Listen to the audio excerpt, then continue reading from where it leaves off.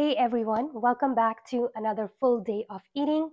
In today's video, I'm going to share what I eat in a day to lose some fat while preserving muscle mass on a plant-based diet.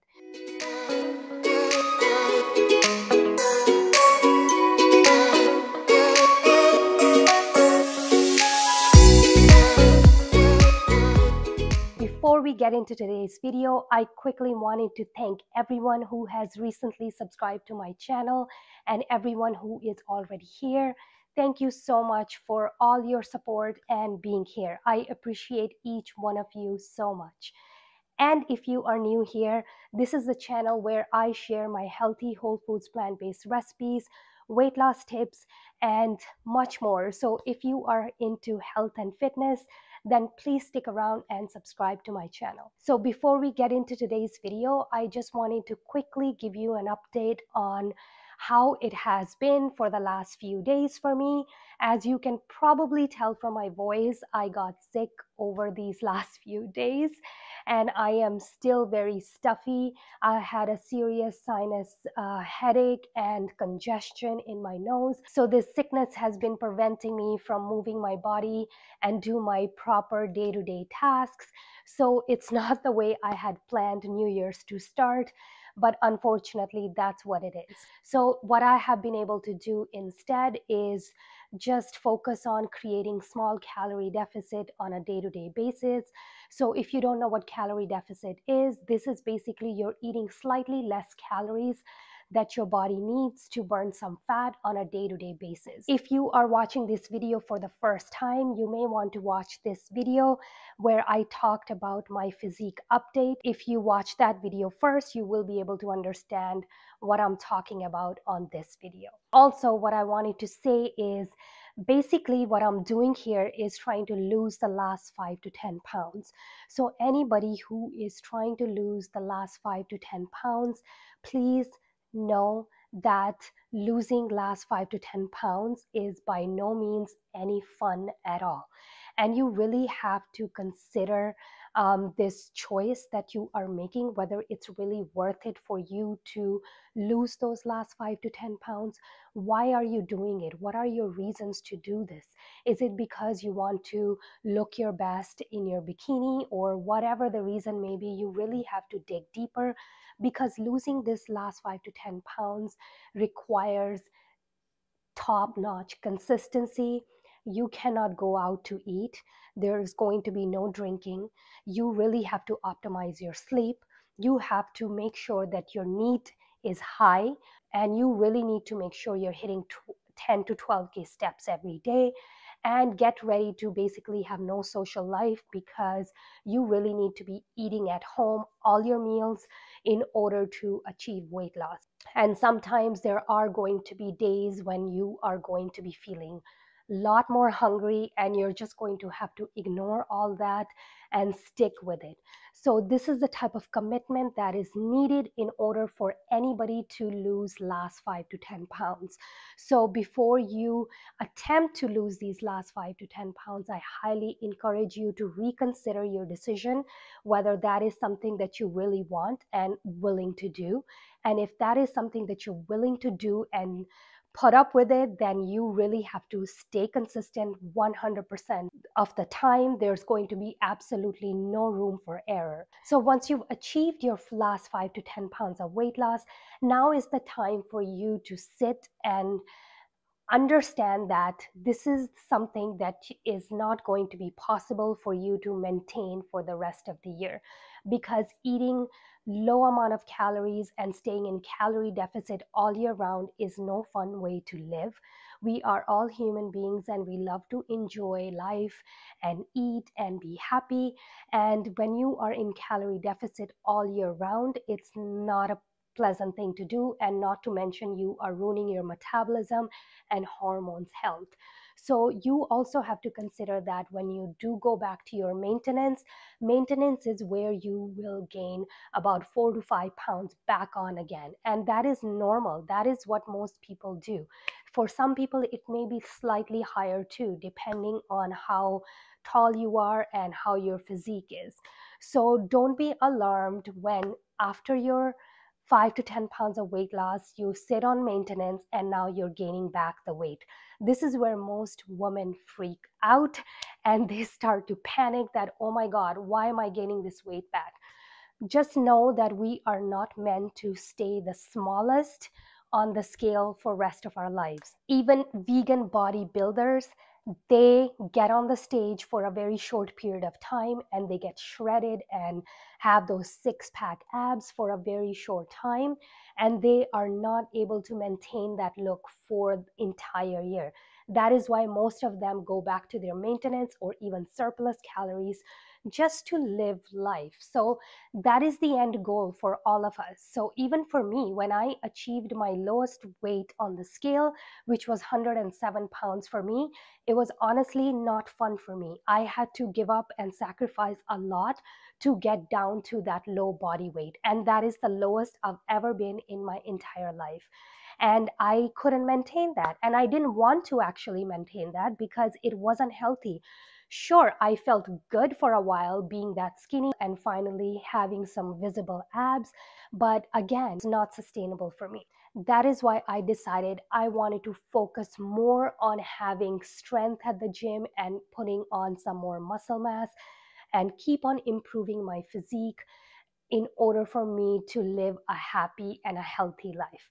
So that is what I want you guys to do as well. Please don't get stuck on the lowest weight possible on the scale, because that is not the way to live by any means. You also have to realize that when you eat small amount of food on a day-to-day basis, over time you're going to become very moody, upset and anxious, and losing those last 5 to 10 pounds takes a mental toll, and it's really not worth it to put yourself into unnecessary situations like that if you are not a fitness model or a bodybuilder or just an average mom just like me.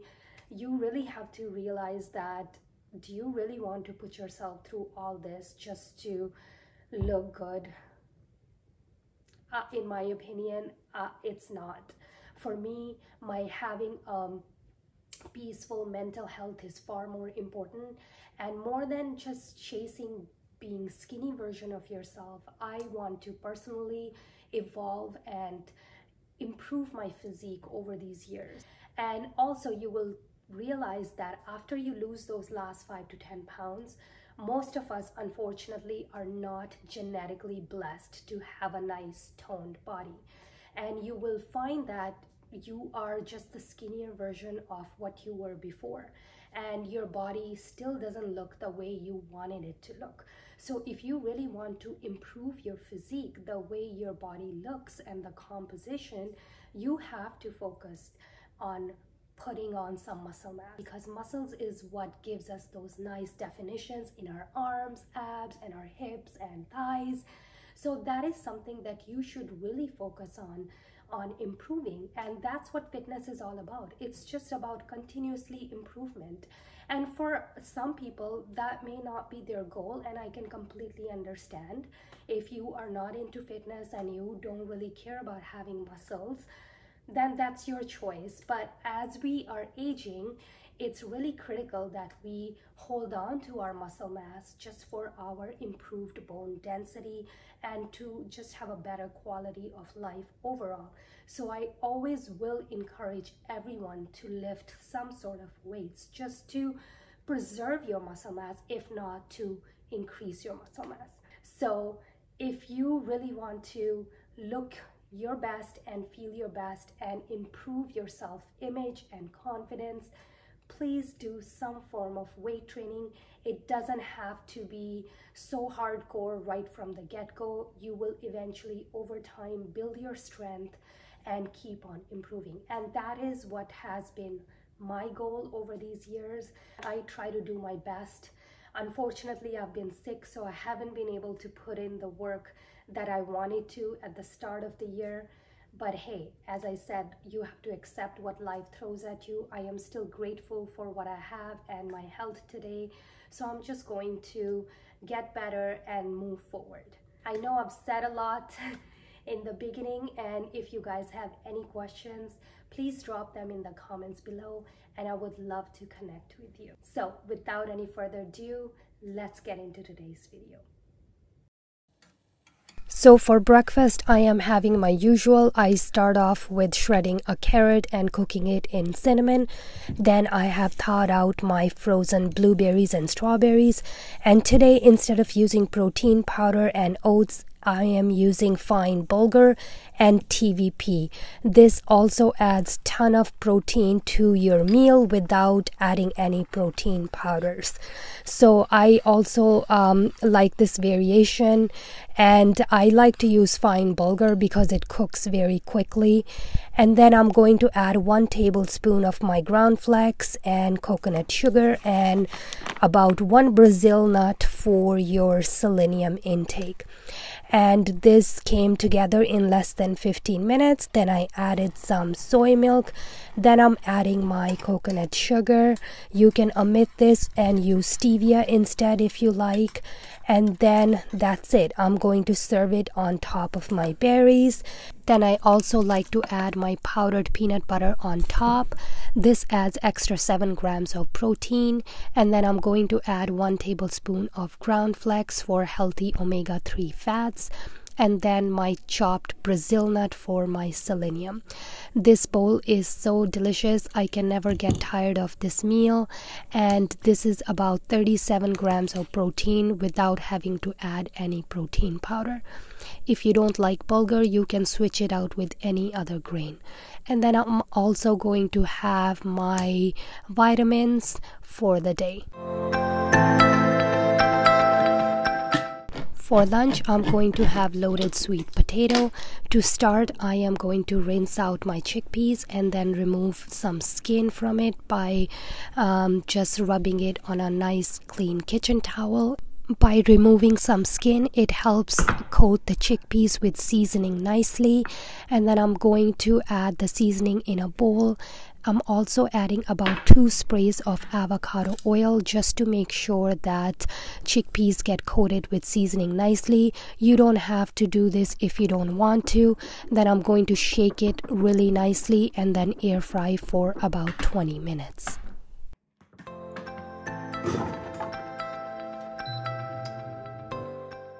While chickpeas are air frying, I am going to use my frozen chopped kale and saute it on stovetop for about 5 to 6 minutes with some spices.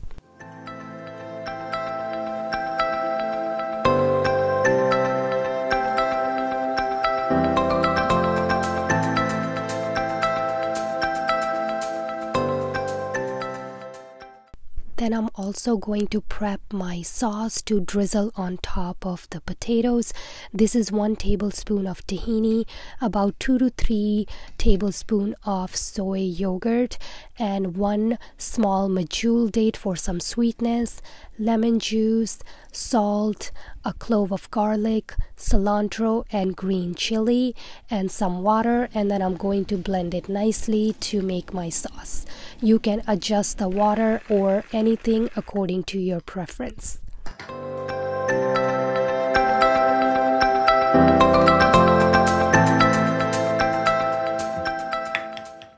I'm using my pre-baked sweet potatoes. These are the potatoes I had baked from the night before, and they were in the fridge, and I'm going to heat them up.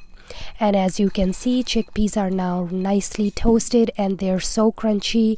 And then I'm going to add my sauteed kale on top and chickpeas and drizzle the sauce on top. This meal came together so nicely. Having this toasted chickpeas on top, it really added extra crunch. And only one thing I did was I couldn't finish this entire meal, so I ended up only eating about 1.5 sweet potato, and I kept the rest for later, and I just added a little bit more kale to my meal, and it was really delicious. I hope you will give this one a try.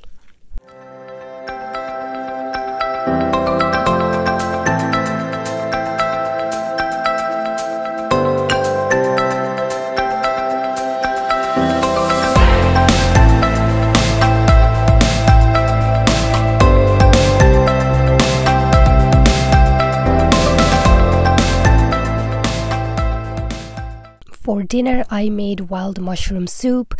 I was still sick, so I wanted something to make me feel nice and warm. So these are all the ingredients I am using. I'm using wild rice, and I'm also using dried shiitake mushroom because I didn't have fresh mushrooms. This is a great option to have around in your pantry if you don't have fresh mushrooms all the time. You just soak them for half an hour, and then you squeeze out the water and you chop them, and you can use them in your cooking. Then I'm going to cook rice separately just to speed up the process, and while my rice is cooking, I am going to chop up all my ingredients.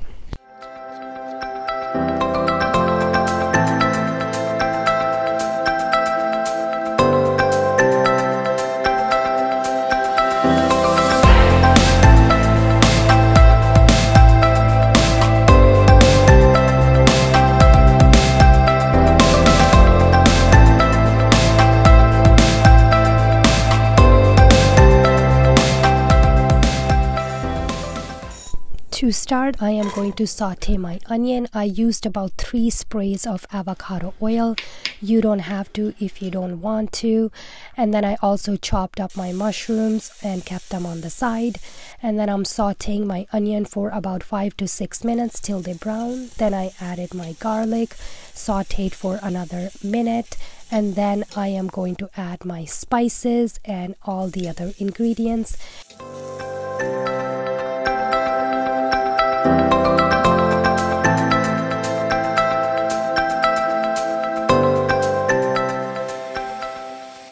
So for this soup, just to add protein to it, I used a whole block of tofu, extra firm tofu.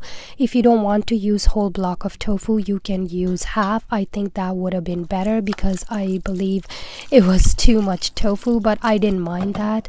Then I added my veggie broth and it wasn't enough, so I had some better than bouillon in my fridge, and then I mixed that in with some water and I used that as well. Then I used 1 can of low fat coconut milk. Then I added my cooked wild rice and tofu, and then I'm going to add cornstarch slurry to thicken up the soup.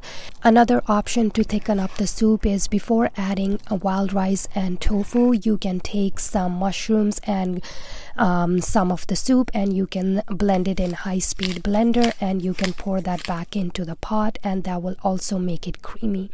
But I didn't do that step, and it was still tasty the way it was.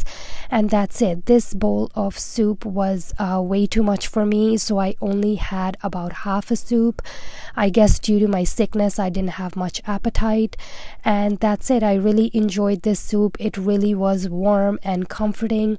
I hope you will give this soup a try as well, and let me know in the comments what you think. And that's it for today's video. Thank you so much for watching. I will see you very soon on my next one. Bye.